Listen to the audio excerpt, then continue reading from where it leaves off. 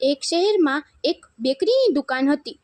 બેકરીમાં અમુક વસ્તુઓ બનાવવા માટે માખણની જરૂર પડતી હતી. આ માખણ બાજુના ગામડામાંથી આવેલા એક ભરવાડ પાસેથી ખરીદવામાં આવતું હતું. એક દિવસ બેકરીના માલિકને એવું લાગ્યું કે માખણ જેટલું મંગાવ્યું છે એના કરતાં થોડું ઓછું છે. માલિકે નોકરને બોલાવ્યો અને માખણનું વજન કરવાની સૂચના આપી. નોકરે માખણનું વજન કર્યું. માખણ 1 કિલો મંગાવવામાં આવ્યું હતું. તેમાં 100 ગ્રામ માખણ ઓછું હતું. માખણ ઓછું મળતા વેપારીને ગુસ્સો આવ્યો. તેને એ જોવું હતું કે માખણ કેટલા દિવસથી ઓછું આવે. રોજ માખણ ઓછું આવતું હતું. થોડા દિવસો સુધી આ જોયા બાદ વેપારીએ ભરવાડની ફરિયાદ કોર્ટમાં કરી. કોર્ટમાં ન્યાયાધીશે ભરવાડને પૂછ્યું, તમારે બચાવમાં કાંઈ રજૂઆત કરવાની છે કે કોઈ વકીલ રોકવાના છે? ભરવાડે હાથ જોડીને કહ્યું, જજ સાહેબ, હું ગામડામાં રહેતો સાવ અભણ માણસ છું. માખણનું વજન કરવા અમારા ઘરમાં વજનિયા નથી. હું રોજ એમને ત્યાંથી 1 કિલો બ્રેડ ખરીદું છું અને એમની પાસેથી ખરીદેલી બ્રેડને વજનિયા તરીકે ઉપયોગ કરી એમને 1 કિલો માખણ આપું છું.